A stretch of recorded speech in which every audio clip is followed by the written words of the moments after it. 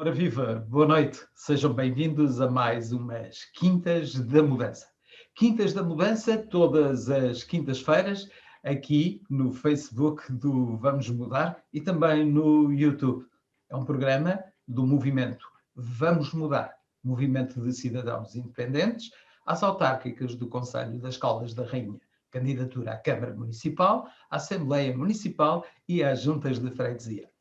Hoje vamos ter à conversa connosco a Sara Oliveira, que é candidata a vereadora da Câmara Municipal das Caldas da Rainha pelo movimento Vamos Mudar, e também Paulo Moreira. Paulo Moreira é um especialista na área da inteligência emocional. Criou o treino da inteligência emocional. E é disto que vamos falar. Prevenção, ação, proatividade em termos de emoções inteligentes. Então, vamos à conversa, Sara. Muito obrigada, Sobreiro. Muito boa noite a todos e a todas, antes de mais. Queria agradecer realmente ao Paulo Moreira, aqui em nome do Vamos Mudar, por estar aqui hoje connosco nesta conversa, nas Quintas de Mudança. Como o colega Sobreiro já disse, aqui as Quintas de Mudança é um espaço para refletir, com convidados que nós achamos que são extremamente pertinentes e que vêm falar connosco sobre diferentes temáticas. É um bocadinho no sentido de mostrar como é que nós podemos efetivamente mudar e como é que podemos fazer diferente e fazer melhor. O tema de hoje será a nível aqui de inteligência emocional e educação emocional e de que forma é que nós podemos fazer com que esta educação emocional possa realmente promover uma qualidade de vida diferente e um bem-estar diferente na nossa comunidade caldense. Portanto, é um bocadinho o tópico de hoje. Vou falar aqui com o Paulo, vai ser uma conversa, esperamos assim, muito descontraída e realmente esperemos que seja um bom contributo e um enriquecimento para todos os que estão também em casa a ouvir-nos. Queria começar então a falar aqui um bocadinho com o Paulo primeiramente, sobre este conceito de inteligência emocional. É uma coisa que já é realmente falada muito na atualidade, já é muito difundido este conceito, mas por isso é que eu acho que é extremamente importante nós percebermos verdadeiramente, de uma forma clara, o que é que ele significa. E, portanto, se calhar ia começar por pedir ao Paulo para explicar um bocadinho e falar um bocadinho acerca do que é isto, a inteligência emocional que nós ouvimos tanto falar hoje em dia. Então, obrigado desde já, Sobreiro e Sara, pelo convite. É um prazer estar aqui a partilhar convosco aqui um pouco este conhecimento de inteligência emocional, que é muito importante. Respondendo à questão, sim, cada vez é um conceito que se ouve mais, já se tornou, digamos, popular, mas o conceito original nasceu em 95 por um psicólogo chamado, não surgiu aí, ou seja, ficou popularizado por um psicólogo chamado Daniel Goleman. Ele era um escritor do New York Times, ele escreveu um livro que era Inteligência Emocional, e depois o subtítulo Porque é que pode ser mais importante do que o QI? E na altura ainda muito está disseminado que supostamente o QI é que provê todo o nosso sucesso académico e profissional. E ele mostrou que não era bem assim. Mas o conceito original surgiu na década de 90, então já é um conceito antigo. E, digamos, isto surgiu dois psicólogos da Universidade de Yale que eles pensavam como é que será que nós conseguimos incluir aqui uma componente emocional no que toca à inteligência, porque há uma história que reza que eles dois estavam a pintar uma casa, eles eram amigos, não é? Quando eram estudantes, e estavam a dar exemplos, sei lá, de professores que eles tinham e com idade de QI, não é? Docentes da Universidade de Yale, da Universidade de New Hampshire, que era a universidade onde o outro estudava, o John Mayer, e que, sei lá, tinham problemas familiares, não conseguiam bem resolver com conflitos, explodiam facilmente. Ou seja, isso também era uma forma de inteligência, ou seja, conseguir lidar com tudo isso. Então, deveria haver aqui algo mais. Então, criaram este conceito. Então, uma das definições, porque há vários autores que estudam de forma diferente, é a capacidade de nós percepcionarmos, reconhecermos, entendermos e gerir as nossas emoções. E o que é isto destas palavras para nós percebermos na prática? Então, a capacidade de eu reconhecer as emoções é eu entender se eu estou irritado, se eu estou triste, se estou frustrado. Porque nós não conseguimos controlar aquilo que não compreendemos. Então este é o primeiro passo. E é já agora, e havemos falar sobre isso, é o passo inicial e determinante para as crianças para conseguirem trabalhar a sua inteligência emocional. Então primeiro reconhecer, olha, eu estou triste, eu estou chateado, eu estou frustrado. Depois entender. E entender é entender duas coisas, que é, se eu manter esta emoção inalterável, o que é que pode acontecer? Ou, se acontecer mais alguma coisa em cima desta emoção, a combinação de emoções, ou seja, isto é um tema até pode ser muito complexo. O que é que pode surgir aqui de uma terceira emoção? Eu vou dar um exemplo. Vamos supor, e vamos pegar aqui, estamos aqui numa parte, se calhar, mais académica, escolar, não é? Então, vamos imaginar que uma criança está aborrecida, não é? Está aborrecida com uma tarefa que tem que fazer. Se nós não gerirmos a emoção dessa criança, o aborrecimento, o que acontece é que pode passar para uma irritação. Posso continuar a dar tarefas aborrecidas. Nas empresas que eu trabalho muito também acontece. A pessoa está aborrecida e eu não vejo e continuo a dar tarefas que ela sente-se aborrecida e ela pode ficar irritada. E gerir uma irritação já é diferente, e a forma como ela vê o mundo, ok? Outra coisa também interessante é, por exemplo, se uma criança estiver aborrecida e eu chegar ao pé dela e irritá-la, um exemplo, essa emoção combina-se no desprezo. Essa criança pode demonstrar desprezo para a pessoa que está a mostrar isso ou para aquilo que está a fazer. E o desprezo é, eu não quero saber disto. Então, só para perceber que isto é um mundo muito complexo. Então, é entender isso e gerir este impacto. Ou seja, se eu estou frustrado, como é que eu consigo lidar melhor com isto? Não é? Se eu estou triste, como é que eu posso, se eu quiser, logicamente, deixar de ficar triste? Então, esta capacidade, não é, reconhecer, entender e gerir as nossas emoções e fazer o mesmo com as emoções das outras pessoas. E, vamos ter tempo para falar disso mais à frente, as emoções influenciam por completo a nossa percepção, a nossa memória, a nossa tomada de decisão. Então, inteligência emocional é entender que existe algo por trás, digamos, daquilo que nós pensamos e como vemos o mundo e como reagimos, e esta capacidade de entender isso e gerir todo esse, digamos, mundo das emoções. Obrigada, Paulo, que eu acho que foi assim uma explicação extraordinária e acho que começam as pessoas, se calhar, a perceber lá em casa um bocadinho que é isto de inteligência emocional de uma forma muito prática. Esta questão do autoconhecimento e de saber identificar, reconhecer emoções e a partir daí conseguir ter uma boa gestão emocional, não é? Começou por abordar aqui uma questão que eu acho que é importante e que para nós tem toda a pertinência, que são as crianças e os nossos jovens, não é? E aqui a questão de como é que nós podemos pensar a educação emocional nas escolas e sobretudo, se calhar o Paulo falar um bocadinho sobre isto, que tipo de vantagens é que nós poderíamos ter se houvessem o tipo de programas de promoção de competências a nível social, a nível de competências emocionais, que vantagens é que isto poderá trazer, não é, para as nossas crianças e jovens que temos nos dias de hoje?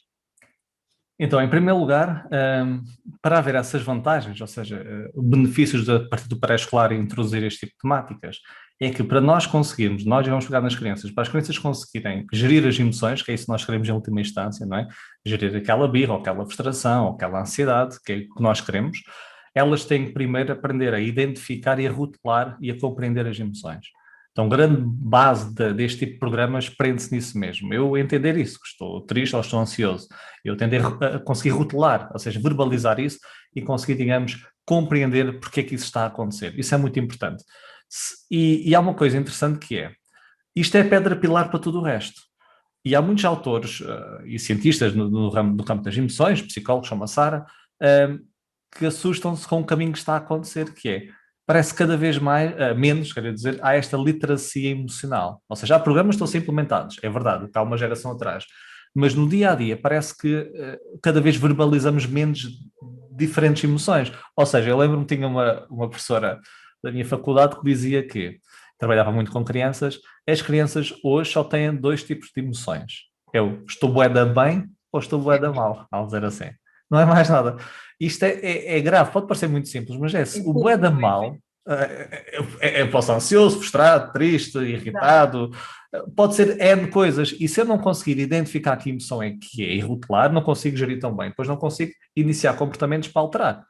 Então, uma das vantagens é isso, ou seja, se nós não conseguirmos desenvolver este tipo de competências, vamos ter crianças essas vão ser adultos, que vão depois, e se calhar há aqui adultos a reverem-se nisso, que é normal, por exemplo, nós, conflitos familiares, conflitos no local de trabalho, são pessoas que não conseguem estar em momentos desconfortáveis muitas vezes. E temos que admitir, quantos de nós já conseguimos com aquele familiar que nos irrita ter uma conversa de meia hora ou uma hora a explorar um tema que para nós é duro, é um tema que nós não gostamos, nós reagimos tipicamente num sistema primitivo de fuga ou luta, ou atacamos a pessoa, não queremos mais falar sobre aquilo. Ou há pessoas que comunicam por SMS, não é? Para não estar à frente com a pessoa. Eu estou a dar um exemplo até, nós antes aqui de iniciarmos estávamos a falar um pouco. Recording in progress. Estávamos aqui a falar um pouco e apareceu-me uma professora que estava-me a dar um exemplo. Nós falamos de uma coisa há pouco, já agora, antes sabes aqui ao vivo, mas esta é outra história. Ela a contar que nesta parte do... agora esqueci-me. Apareceu-me aqui um aviso, esqueci-me. Mas nesta parte da consciência emocional, do bué da bem, bué da mal, que acontecia muito isso, que acontecia que ela tinha muita dificuldade que as crianças entendessem o que é que sentiam, porque elas só verbalizavam dessa forma.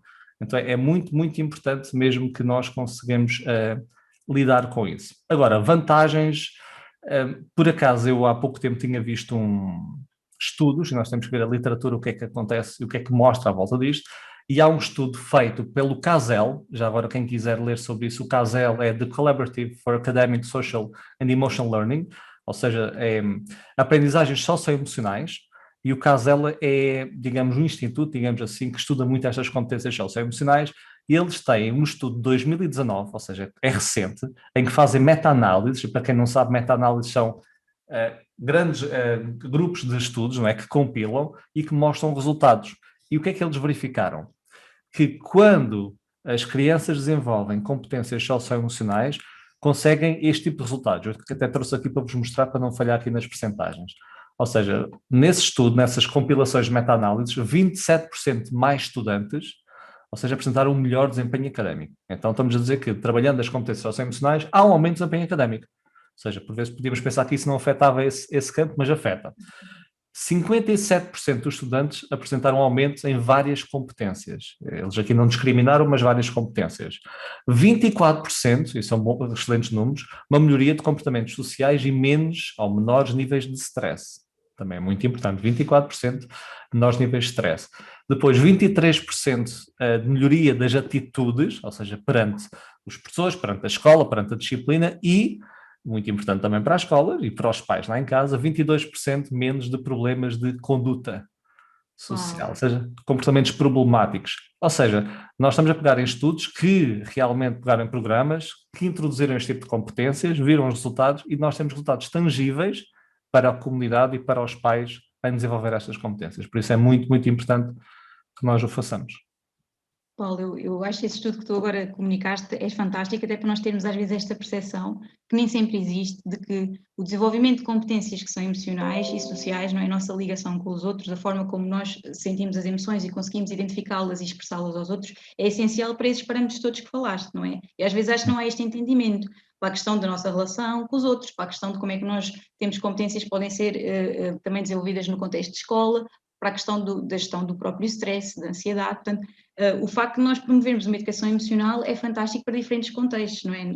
E isto é importante também ser falado. Uma questão que eu acho que também é pertinente, falamos na questão da comunidade escolar, mas também é essencial percebermos que também é um trabalho importante de ser verificado a nível das famílias, ou seja, falar sobre emoções hoje em dia, sentar as nossas crianças e dizer o que é que tu sentes, o que é que se passou, vamos falar sobre isso, se calhar é algo que também deve ser explorado e que deve também ser falado. E por isso eu queria pedir aqui ao Paulo, claro que hoje eu queria que esta conversa durasse, se fosse preciso, aqui a noite inteira, claro que não vai ser possível, mas de uma forma assim muito prática, uns exemplos e algumas dicas de como é que as famílias, de uma forma descontraída, podem abordar estas questões e ajudar efetivamente as crianças que têm em casa a poder saber identificar, reconhecer emoções e a saberem expressá-las aos outros, que eu acho que isso é como o Paulo já referiu, o primeiro ponto de partida para poderem saber gerir emoções e isso é o mais importante, não é? Eu acho que um passo muito importante e as crianças aprendem muito por modelagem, não é? Pelo comportamento dos pais. Então, os pais primeiro têm que desenvolver eles próprios estas competências. Os pais têm dificuldade em identificar as emoções, em expressar as emoções, em abordar isso no dia a dia, por vezes é um tabu, não é? Não se fala sobre as emoções. Há muito aquela ideia errada que, vamos supor que o meu filho está triste e aconteceu alguma coisa. E o que é que eu penso? É melhor não falar isso, ele fica mais triste, não é? Vamos tentar esquecer, vamos tentar abafar. Isso não acontece, isso não acontece assim, pelo contrário. É como a história que se o vosso filho ou filha tiver medo do monstro que está no armário e eu se disser que não há nenhum monstro no armário, eu tenho que abrir o armário e mostrar que não há nenhum monstro. Então temos que acompanhar nesse processo. É a mesma coisa. E primeiro, então, os pais têm que desenvolver eles próprios essas competências. Depois, há formas de o fazer. Por exemplo, vou dar aqui um exemplo de uma ferramenta que é muito utilizada e que foi desenvolvida pelo Centro de Inteligência Emocional da Universidade de Yale. Chama ferramenta gráfica, visual, por isso aqui a descrever assim verbalmente pode ser mais difícil, mas só para ter assim uma ideia geral de coisas que está para fazer. É uma ferramenta em que existem dois eixos, não é? Do Y e do X, com 4 quadrantes coloridos. E isto é uma das teorias das emoções, há várias. Chama-se teoria das emoções dimensionais, em que nós conseguimos colocar as emoções em dimensões. E dimensões do quê? Para ser perceptível. Há emoções que têm mais energia, isto é o eixo do Y, e menos energia. Exemplo, euforia, alta energia. Raiva, alta energia, não é? Depois baixa energia é o quê? Tristeza, ou seja, a minha energia fica mais em baixo. É o meu corpo, não é? Eu fico mais cabisbaixo, mais fechado, movimentos mais lentos. por exemplo, o relaxamento também, menos energia. Então temos emoções com mais e menos energia. E depois temos emoções com mais e menor agradabilidade. Ou seja, emoções que eu gosto de sentir, como a alegria também, não é? E emoções que eu não gosto de sentir, como a tristeza. Então nós conseguimos classificar as emoções nesses 4 quadrantes. E o que se faz, depois depende do estágio de desenvolvimento da criança, não é? Desde o pré-escolar, podemos depois cada vez mais tornar isto mais complexo, mas eu, enquanto pai, só falando deste exemplo, por vezes temos dificuldade em entender as emoções. Então podemos ver com a criança se a emoção que está a sentir, se é uma emoção que está a sentir com energia, não é? Se ela está a sentir energia ou baixa energia, como é que ela sente? Ou olhando para a postura dela, aprender também a mostrar isso. Então vamos supor que ela está com alta energia, ok? Então, e como é que te sentes? Sentes-te bem com essa emoção? Estás a gostar de sentir essa emoção? E ela diz sim ou não e vai descrevendo. Então nós conseguimos depois, ok, alta energia e se estás com baixa agradabilidade, ou seja, não estás a gostar de sentir, é num quadrante, neste caso é o vermelho. Quem quiser pesquisar mood meter, até em português é como se fosse um medidor do humor, digamos assim, encontra logo no Google esses quadrantes coloridos. Neste caso ia para o vermelho, que é alta energia e baixa agradabilidade. Então nós podemos, ele tem 4 cores, podemos dizer então ela aprende a gostar no vermelho. No vermelho é estas emoções, ansiedade, raiva, etc. O azul são emoções como tristeza, apatia. Então, se eu ajudar, pelo menos, a classificar no início nas cores, é o que se faz muito na escola, já eu estou no vermelho, estou no azul, estou no amarelo, estou no verde, já é um passo. Já passa do bué da bem, do bué da mal, para organizar melhor as emoções. E depois pode ainda discriminar mais. Pode ainda, ok, estás no vermelho, mas o quê? Porque a ansiedade é vermelho e raiva também é vermelho. Mas são 2 emoções que nos faz ver o mundo de forma diferente e reagir de forma diferente. Então, depois, ao longo do tempo, podemos ir, digamos, aumentando a complexidade. Outro exemplo, também muito rápido para ser a tal dica prática, por vezes é útil, por vezes não, é muito útil, nós temos indicadores mais objetivos, porque nós estamos a falar de um tema subjetivo das emoções. E nós temos padrões fisiológicos de resposta às emoções. Ou seja, muitas vezes não nos apercebemos, mas quando estamos a ficar irritados, o nosso corpo está a dar sinais. E há pessoas que apercebem-se que o ritmo cardíaco acelera mais, há pessoas que notam que a sua respiração fica mais ofegante, e esses sinais, embora hajam padrões, nós conseguimos identificar primeiro um ao outro. Então nós podemos, junto às crianças, entender que elas aprenderem quando estão, por exemplo, com o coração acelerado, ou com uma respiração ofegante, ou quando está-lhes a doer a cabeça ou o estômago, pode ser indicador de dada emoção. Então, quando elas sentirem esses sinais, podem começar a refletir sobre que emoção é que será que elas estão a sentir. Então, começam também a prestar atenção aos sinais do corpo. Então, estas duas são 2 indicadores que nós conseguimos utilizar para aprender a identificar e a rotular as nossas emoções. Eu acho que é extremamente importante, porque como o Paulo referia há pouco, eu acho que às vezes, e não com maldade, como é óbvio, mas muitas vezes os pais e a sociedade ainda têm aquela questão do não chores, está tudo bem, e às vezes é importante nós percebermos que todas as emoções são válidas e importantes, mesmo quando estamos tristes ou quando temos raiva, não queremos ter essa emoção muito tempo, mas ela aparece com um propósito e um motivo. Portanto, o saber identificar e o poder falar sobre isso abertamente com os pais e sem medo de dizer eu estou triste porque se passou alguma coisa que me deixou ficar desta forma e eu quero falar sobre isso. De que forma esta questão do autoconhecimento, da consciência que nós temos das nossas próprias emoções e a nossa gestão emocional, e sobretudo agora falamos ainda nas crianças e adolescentes, e depois passamos um bocadinho para o assunto das pessoas, adultos no geral, também é importante falarmos depois um pouco sobre isso, mas ainda falando aqui um bocadinho dos jovens e adolescentes, de que forma este autoconhecimento e gestão emocional, se for feita de uma forma adequada e consciente, pode influenciar trajetórias de vida e, não é, e de alguma forma aqui fatores de risco, se pode influenciar ou não o facto de eu ter uma maior consciência das minhas emoções e de como é que posso trabalhá-las, na questão da relação com os outros, do conflito com os pares, até do próprio bullying, entre outras problemáticas. O que é que o Paulo acha sobre isto? Acho que é muito interessante e é realmente algo que, se nós trabalharmos, estamos a jogar no campo da prevenção.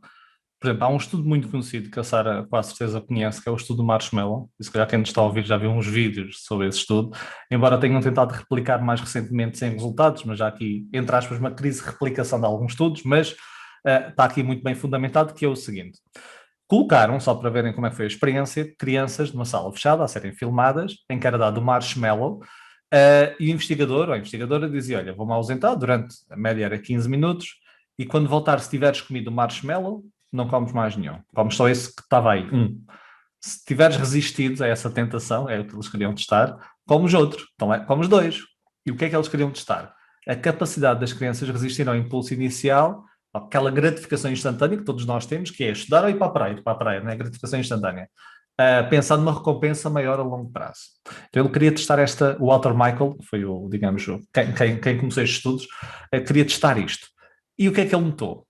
Havia 1/3 das crianças que não resistia, 2/3 resistia, e o que é que ele reparou depois? Isto foram estudos longitudinais, né? Acompanharam as crianças ao longo do tempo e reparou que essas crianças em idade pré-escolar, isto na altura é pré-escolar, e atenção, o marshmallow, uma criança de idade pré-escolar, é como um café para aquela pessoa que não consegue começar o dia sem café. O café metem à frente daquela pessoa de manhã, tem que beber aquilo, não é?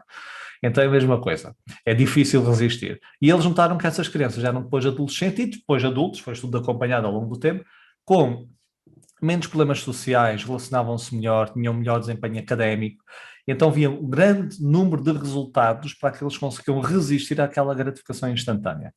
Ou seja, esta capacidade de resistir a este impulso é uma das competências base de regulação emocional. Ou seja, eu estou num conflito, se eu antes de gritar pensar, olha, se eu gritar pode isto acontecer, pode ser uma pior consequência a longo prazo e conseguir não gritar, se calhar tenho melhores relacionamentos. Se eu estiver na escola e pensar, olha, apetece-me ir brincar lá para fora em vez de estudar ou fazer este TPC, se eu for brincar, que é gratificação instantânea e não estudo, se calhar tenho piores notas. Agora, nós não devemos resistir a todos os impulsos, não é? Ou seja, nós também temos que aproveitar o momento, nós sabemos, mas tem que haver aqui um equilíbrio. Então este estudo mostra que se nós trabalharmos, neste caso foi uma competência apenas da regulação emocional, realmente temos melhores resultados a médio e longo prazo. Pegando também nesse fator de risco que é muito importante, os fatores de risco, o que os estudos mostram é que podem ser divididos em 3 grandes unidades, 3 grandes fatores. Ou seja, fatores individuais, que têm a ver com a pessoa, esses fatores individuais têm muito a ver com o temperamento, ou seja, aqui é mais um traço, digamos, mais genético, não é, da pessoa, então aí não há muito a fazer, mas também competências socioemocionais. Então, fatores individuais, temos também interação com o meio ambiente, ou seja, como é que nós lidamos, por exemplo, eu com a Sara, eu com o Sobreiro, não é? Como é que lidamos com as pessoas à nossa volta, e os fatores ambientais mais macro. Então, fatores meus, mais próximos, e os macro. Então, são 3 grandes unidades que prevêem fatores de risco no futuro, os estudos mostram. E as competências socioemocionais incidem sobre os 3. Ou seja, os fatores individuais são as minhas competências, além do temperamento, que esse eu não consigo trabalhar. Interações com o ambiente, mais uma vez, se eu trabalhar estas competências socioemocionais, eu comunico melhor, eu relaciono melhor com as outras pessoas, eu resolvo melhor conflitos. Então também trabalho esse. E por fim, os fatores ambientais mais macro. Eu, embora aqui tenha menos, digamos, controlo, porque aqui também está muito o status socioeconómico, por exemplo, está também muitas ligações entre a casa e a sociedade, entre ambientes mais macro. E se eu tenho melhores ambientes, digamos, em família, por si só também vai influenciar quem vive comigo, que vai influenciar então as relações que têm com outros ambientes. Ou seja, realmente, e ligando ao que os estudos dizem, se nós trabalharmos estas competências, estamos a mitigar esses fatores de risco futuros. Bom, é no sentido de, às vezes, conseguimos trabalhar a nível da prevenção, não é? E não só no nível da atuação perante o problema, não é? Eu acho que é isto que é importante, é promover competências para que as pessoas possam ter uma melhor gestão emocional e prevenir que depois possam ver estes problemas comportamentais, a questão do bullying que eu falava há pouco, a questão do conflito entre pares, muitas vezes nas escolas é um tópico muito, muito abordado também. E eu acho que é como o Paulo diz, que é que quanto mais existir um conhecimento do que nós sentimos, mais podemos agir perante a situação com conhecimento, em vez de reagir, não é? De uma forma explosiva e pronto, e depois com tudo o que isto acarreta nas relações com os outros. Pronto, é muito, muito por aí. Portanto, falámos um bocadinho acerca de escolas, falámos também acerca um bocadinho de intervenção também mais ao nível das famílias e agora estamos a falar um bocadinho a nível de trajetórias de vida e eu queria perguntar agora ao Paulo, que acho também importante incidirmos o assunto para a comunidade, não é? Para as pessoas adultas, não é? Porque isto não é, a questão da gestão emocional passa por nós todos e como dizia há pouco, só por modelagem para as crianças nós só conseguimos ajudar se nós próprios formos adultos com alguma resolução e consciência, não é, do que é isto da educação emocional. Queria perguntar-lhe, portanto, muitas vezes, e nós sabemos que as nossas emoções e pensamentos estão muito ligadas também àquilo que nós depois fazemos, às nossas ações, não é, aos nossos comportamentos. E era importante também, se calhar, perceber aqui um bocadinho de que forma nós podemos desenvolver projetos ou de alguma forma conseguirmos sensibilizar a comunidade para esta temática, portanto aqui de uma forma mais geral e também falando em adultos e não só nas nossas crianças e adolescentes, portanto um bocadinho aqui ao nível de projetos e de que forma nós podemos chegar às pessoas sobre esta temática. Eu aqui se calhar referenciava, eu há pouco falei do CASEL, e das competências socioemocionais, é o chamado em inglês o SEL, Social Emotional Learning, e eles defendem, e essas 5 grandes competências, estas competências socioemocionais, a primeira é aquela que falamos que é a autoconsciência, que é ensinar as crianças e os adultos, logicamente, a reconhecer os pensamentos e emoções e influenciar, como a Sara disse, entender como é que influencia, como é que as emoções influenciam o pensamento e vice-versa. Por exemplo, uma situação que todos já, de certeza, experienciaram é, eu estou num dia de maior stress no local de trabalho, as coisas não me correm bem, eu se calhar até comi pouco, tive privação de sono, apanhei trânsito, seja o que for, eu chego a casa e nesse dia eu vou ter mais ou menos probabilidade de discutir com quem está lá em casa. Vou ter mais, não é? Ou seja, as emoções vão mudar a minha percepção e o meu comportamento. E é as mesmas situações lá em casa. Se calhar aquela birra do meu filho ou da minha filha, que é normal diariamente, naquele dia tira-me do sério. Então é entender como é que as emoções vão afetar o meu pensamento. Então, autoconsciência. Então, programas que desenvolvam autoconsciência. Segundo, autorregulação, também já falamos por aqui, que é gerir emoções e comportamentos e também definir objetivos e conseguir controlar aqui os impulsos e gerir o stress. É um pouco à volta disso. Então, que haja programas de redução de stress, e há muita estratégia à volta disso, de redução de impulso, tal como eu falei do estudo do Marshmallow. Então, autoconsciência, autorregulação é a segunda. Consciência social, e que é mais virado para as outras pessoas, e é muito importante entender a perspectiva das outras pessoas. Temos aquela capacidade de falar de tanta empatia, não é? Colocar-nos na pele das outras pessoas, porque uma coisa é a nossa... Já repararam, quando nós comunicamos com alguém, nós comunicamos intenções, mas a pessoa só ouve o nosso impacto da nossa comunicação. Tanto que às vezes a outra pessoa reage mal e eu digo, não, o que eu queria dizer era, ou a minha intenção era, mas a pessoa ouve aquilo que quer ouvir. Então ter esta capacidade de entender a perspectiva da outra pessoa. Então consciência social. E isto também trabalha-se muito através do suporte social, ou seja, ligar a comunidade às escolas, não é? Haver aqui esta ligação que é muito importante. Não haver entidades separadas, mas haver se calhar ali, sei lá, vamos pôr...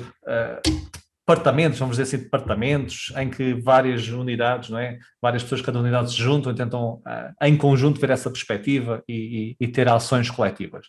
Depois, a quarta competência é a competência de relacionamentos. Então, a consciência social é o ler o meio que está à minha volta e a quarta é o saber me relacionar.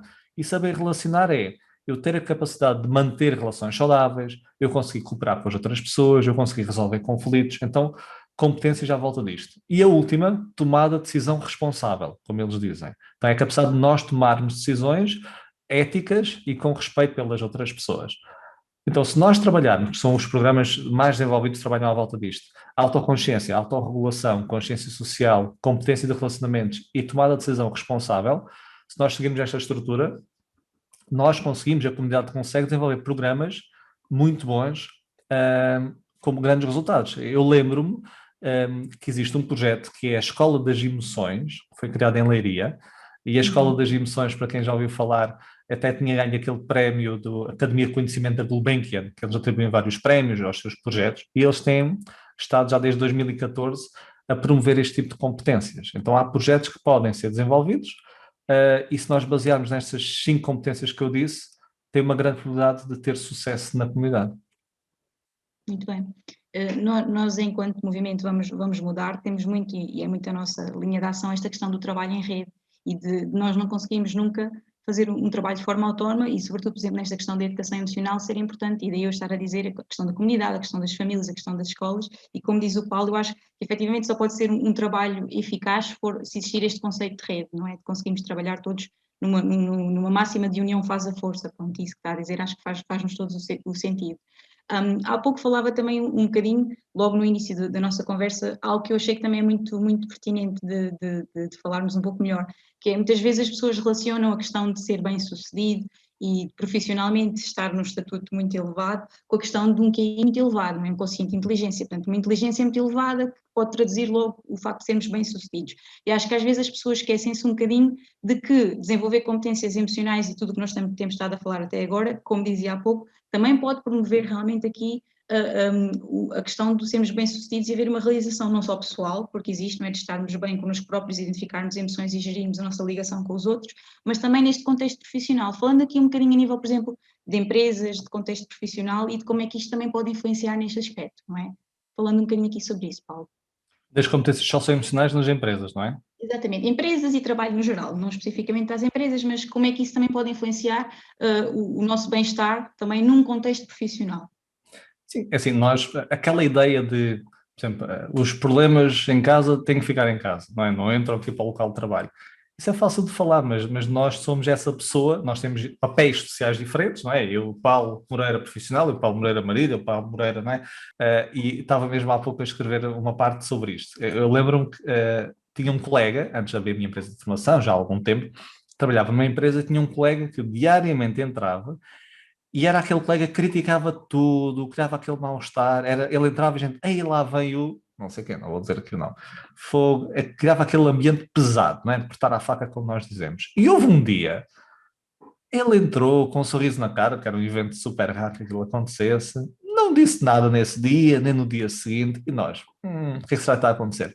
E descobrimos que ele tinha encontrado uma rapariga, estava apaixonado, então estava a iniciar um relacionamento.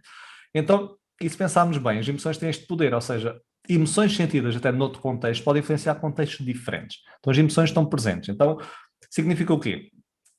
O QI, para já, para desmistificar, não é os estudos que mostram ligação entre o QI e o sucesso profissional e académico, não há uma correlação forte. Isso já foi desmistificado. Ok, logicamente tem alguma influência, mas não há uma correlação forte entre os dois. Ao mesmo tempo, também hoje diz que a inteligência emocional prevê todo o sucesso profissional e académico, também não é assim. Okay? São os dois importantes à sua maneira. Então, nós podemos ter um QI mais elevado e um QE, quociente emocional, não é? Mais elevado, ou os dois baixos, ou um baixo e outro alto. Também não há uma relação forte entre os dois. Mas o QE, tipicamente, são competências, ou inteligência emocional, que nós conseguimos desenvolver mais com treino. E o QI, depois já há várias teorias, mas é mais estático, não é, que o outro. De repente não salta assim grandes níveis de QI. Então, se nós conseguimos desenvolver mais a inteligência emocional, e se a inteligência emocional potencia mais a forma como eu trabalho, como eu lido com o stress, como eu lido com as reclamações, como eu crio relações, então eu posso desenvolver essa competência que para mim tipicamente torna-se mais fácil de eu desenvolver. Então eu devo fazê-lo para ter melhores resultados. Aliás, há estudos também que mostram que isto é muito giro. Por exemplo, pessoas que utilizam muita lógica e não acreditam muito nestas coisas das emoções e das competências socioemocionais. O que os estudos mostram é que quando nós estamos com um elevado nível de stress, o nosso QI, ou digamos a nossa capacidade técnica de executar alguma coisa, cai a alguns pontos. Então, eu posso ter um QI muito elevado, mas se eu não consigo lidar com o stress naquele momento, a minha própria inteligência, digamos, ligada ao QI, desce uns pontos naquele momento. Então, nem que seja para eu otimizar ao máximo o meu QI. Então, aquelas pessoas que nos estão a ouvir que acreditam puramente apenas na inteligência mais cognitiva, digamos, mais pura, se bem que podemos chamar assim, com as competências socioemocionais desenvolvidas, conseguem preservar mais tempo e com mais qualidade essa inteligência. Então temos tudo a ganhar. Muito bem.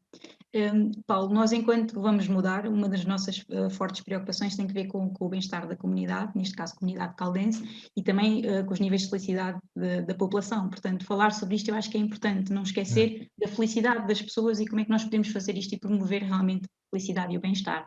Então queria, e sei que é uma pergunta um bocadinho geral, não é ambígua, mas queria perguntar ao Paulo assim, alguns contributos de que forma nós podemos fazer então esta mudança a nível do bem-estar e da felicidade da população. Assim, há alguns aspectos que podemos trabalhar a nível desse sentido que eu acho que é importante falar à população. Eu acho que é importante agora fazer aqui uma ligação que é, cada vez mais ouve-se nas empresas trabalhar a felicidade. Nós já existem muitos os Chief Happiness Officers, não é? Já ouviram falar, o CHO. Já começa a haver. E o que é que começou agora a existir em termos problemáticas dos CHO que reportam? É que parece que, de repente, a felicidade está a cargo do CHO, do Chief Happiness Officer, então do chefe da felicidade, digamos assim. Não é? Há o CEO e este é o CHO, e há o CFO também. E não, a felicidade também depende muito de nós. Isto é muito importante. Ou seja, há aquelas pessoas que buscam felicidade lá fora, mas não é bem assim, nós podemos trabalhar ela internamente. Eu acho que o que eu quero deixar aqui sobre esse tema, que acho que é o melhor que eu posso deixar, é, até com base num estudo de uma psicóloga da área da psicologia positiva, que é a Sonia Lyubomirsky, que ela estuda muito isto há mais de 30 anos, faz investigação, e o que ela tem vindo a ver com os seus estudos é a felicidade é mais ou menos assim, segundo a investigação dela, que é 50% dos nossos níveis de felicidade deve-se a fatores genéticos. Ou seja, aqui pouco há para fazer.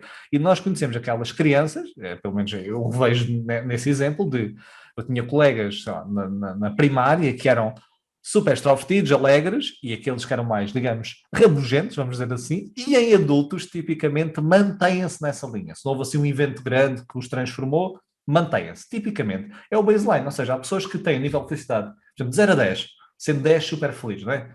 Mais no 8, naturalmente, e outros que andam no 3 ou 4. Pronto, isso é o que é 50% é assim. Então, nesse sentido nós reconhecemos que parte, infelizmente, e temos que reconhecer, não conseguimos controlar. Agora, não é jogar a toalha ao chão. O que é que nós podemos fazer? 10%, e agora vamos desmistificar, 10% deve-se a fatores circunstanciais, às circunstâncias da vida. Por exemplo, eu sei que pode parecer estranho, mas a Sara e o Sobreiro já devem ter ouvido falar deste tipo de estudos, mas quem nos está a ouvir, há estudos que entrevistaram pessoas que tinham ganho o Totoloto, ok? Totoloto, e até no Reino Unido, e nós dizemos muitas vezes o quê? Se eu ganhasse Totoloto ou Euromilhões, já era feliz para a vida toda. E o que é que eles descobriram? Não é bem assim. Que é, há um pico de felicidade, eu ganhei, eu vou mudar de vida, vou despir, ou vou fazer isto e aquilo, mas depois os níveis de felicidade retomam aos valores pré-lotaria ou até podem ir abaixo. E porquê abaixo? Porque nós ficamos dessensibilizados às situações. Ou seja, aquele jantar fora, que era uma vez por semana, agora vou todos os dias se eu quiser. Já não tem tanta importância. Eu posso viajar quando quiser, já não aproveito tanto. Então, 10% da nossa felicidade deve-se a fatores. Isso quer dizer o quê? Quando nós dizemos que eu não sou feliz, ou para eu ser feliz, por exemplo, pegando aqui no movimento, olha, muda então o meu chefe. As pessoas devem responder assim na rua. Olha, então muda lá a forma como a minha mulher ou o meu marido me responde. Então, isso são chamados fatores circunstanciais e pesam 10% na nossa felicidade, segundo vários estudos. Então, temos 50 e 10. Temos 40% ainda. E 40% são de atividades e práticas intencionais. Ou seja, da nossa parte. É por isso que há muito esta dificuldade, por vezes, nas empresas até, porque espera-se seja lá fora a criar esses momentos, mas atividades intencionais, ou seja, eu praticar gratidão, eu praticar atos de generosidade, não é? Eu cultivar um pensamento mais otimista. Então, 40% parte dessas atividades. Então, acho que é bom nós termos esta ideia, porque se eu souber que, afinal, a minha felicidade não está toda lá fora, não depende do A ou B, porque isso é só 10%, ou aquelas pessoas dizem, não, eu não sou feliz porque nasci assim, isso é 50% de peso, temos 40% que podemos trabalhar. E saber isto, e na minha experiência, já ajudei muito as pessoas a autorresponsabilizarem-se mais. E também ajuda, se calhar, a promover, e neste caso na comunidade de Caldense e junto ao vosso movimento, atividades que ajudem, digamos, a desenvolver esses 40%, mas as pessoas têm que, digamos, ser uma parte ativa dessas atividades, senão não desenvolvem esses 40%. E muitas vezes, pronto, as situações que nos acontecem nós não controlamos, não é? E são fatores que a vida vai trazendo, mas também nós podemos, de alguma forma, tentar gerir, não é? Perante a situação que nos acontece, como é que nós lidamos com isso?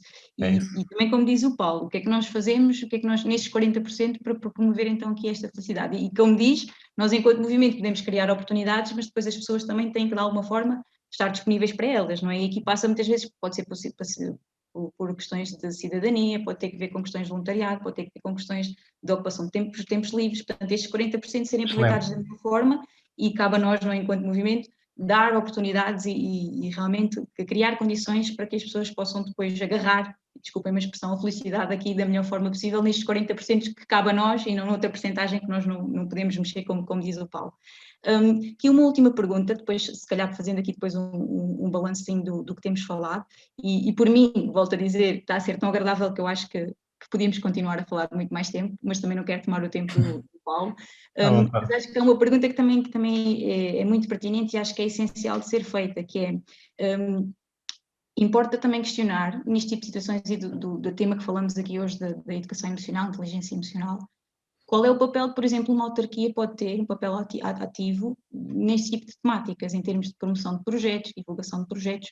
Qual é o papel que uma autarquia, ou que todas as autarquias podem ter a nível deste tipo de temáticas, não é? Como é que podem, de alguma forma, abordar estas questões, a nível de projetos, a nível de divulgação, a nível de parcerias, a nível de, pronto, um bocadinho, este será o assunto, assim, para o remate final. Sim, é assim, nós podemos sempre promover em termos de informação, não é? Ou seja, informar, falar do que estamos a falar, essas iniciativas que vocês estão a fazer, ou seja, isso dá conhecimento a quem nos está a ouvir, e eu de repente começo a entender que afinal este tema pode ser importante. Mas depois o que acontece muitas vezes? E agora? E nós temos a nossa rotina do dia-a-dia, não é? Nós somos seres de hábitos, então tem que existir alguma forma de eu introduzir, para já, que me facilite o processo, não é? Tem que facilitar o processo de entrada, digamos, neste tipo de competências. Vamos pegar, por exemplo, temos de segmentar bem, ou seja, onde é que nós queremos primeiro ir, não é? Queremos ir, por exemplo, ao pré-escolar às crianças, queremos ir às famílias, então, nos projetos que se constroem, né, de intervenção, prevenção e promoção, temos de definir esse público-alvo. Vamos supor que o público-alvo são as crianças, então, pegando, e aí já é um pouco a história que nós estávamos a conversa que estávamos a ter antes deste início, de emagrecer, digamos, alguns currículos escolares, não é? Ou de reformular, vamos supor que há um currículo escolar de uma escola, seja secundária ou pré-primária neste caso, e entender esse currículo, entender como é que é, digamos, a conjugação dos horários e tentar, em conjunto, introduzir algo que comece devagarinho, ali 1 hora, por exemplo, desenvolvimento de competências socioemocionais. E, de repente, naquela hora, as crianças têm dentro do seu currículo a oportunidade de desenvolver essas competências. E depois vamos pensar num projeto por fase. Essa é a primeira fase. Então, a criança começa a aprender. E depois, uma segunda fase, haver uma forma de incorporar, uma vez por mês, seja o que forem, que os pais vêm todos juntos já a esse tipo de dinâmicas.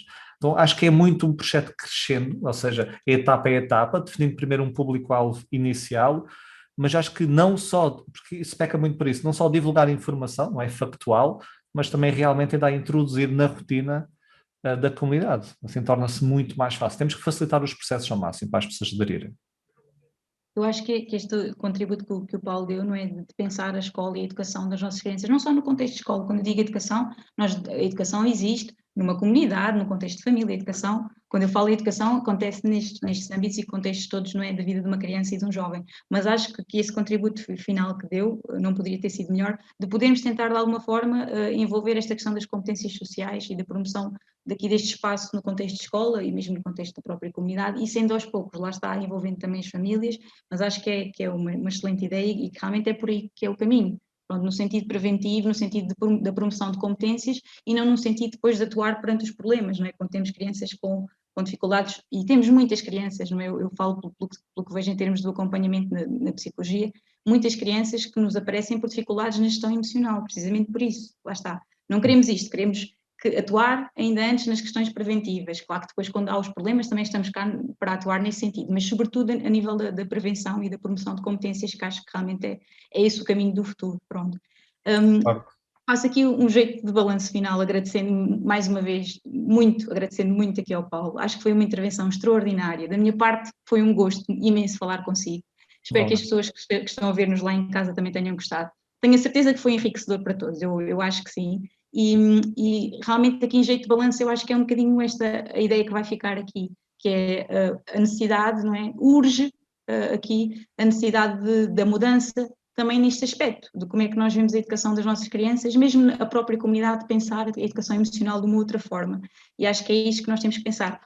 Como o autoconhecimento e a gestão emocional podem ser aqui contributos muito válidos para a melhoria na nossa relação com os outros, para a melhoria no nosso contexto profissional, para a melhoria também da ligação que nós temos às nossas crianças e de que forma é que nós as podemos ajudar a crescerem adultos íntegros e com capacidades e ferramentas para serem o melhor que quiserem ser, não é, na sociedade e aquilo que eles escolherem ser nos seus papéis. E acho que é mesmo isto que é o mais importante de deixar aqui como uma mensagem final, agradecendo mesmo muito a todos.